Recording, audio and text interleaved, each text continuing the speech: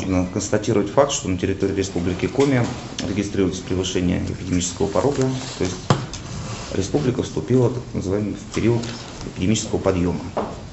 По данным за прошлую неделю, когда у нас зарегистрировалось превышение порога на 23,5%. В части, это касается не всех муниципальных образований, в части, но прежде всего в этот подъем втянуты города. Практически все, за исключением города Ухта. По данным за понедельник, то есть совсем свежая информация, в республике уровень такой же, как за понедельник прошлой недели. То есть нам удалось несколько сбить темп прироста заболевания. На сегодняшний день, на утро сегодняшнего дня в республике был полностью приостановлен учебный процесс в 40 школах, 36 детских образовательных учреждениях. Также был приостановлен процесс в 169 классах, 45 школ и 55 группах 41 детского образовательного учреждения, то есть детских садов. Вот ситуация, которая сложилась у нас на территории республики. Да, по поводу циркуляции вирусов.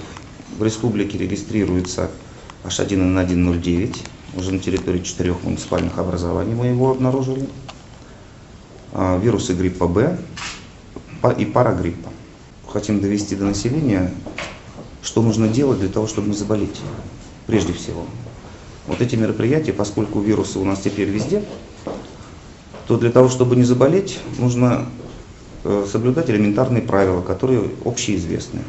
Первое, если у вас есть возможность не посещать места массового скопления населения, где, как вы знаете, могут быть больные, это и транспорт общественный, там магазины, кинотеатры, тем более, театры и прочее, постарайтесь их не посещать. Второе, если вы заболели, то вызывайте врача на дом.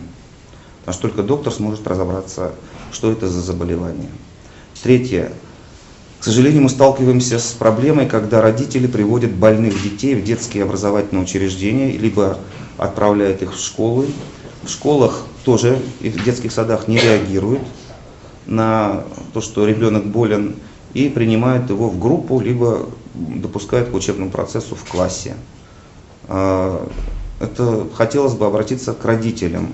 Ребенок, перенесший заболевание на ногах, очень рискует.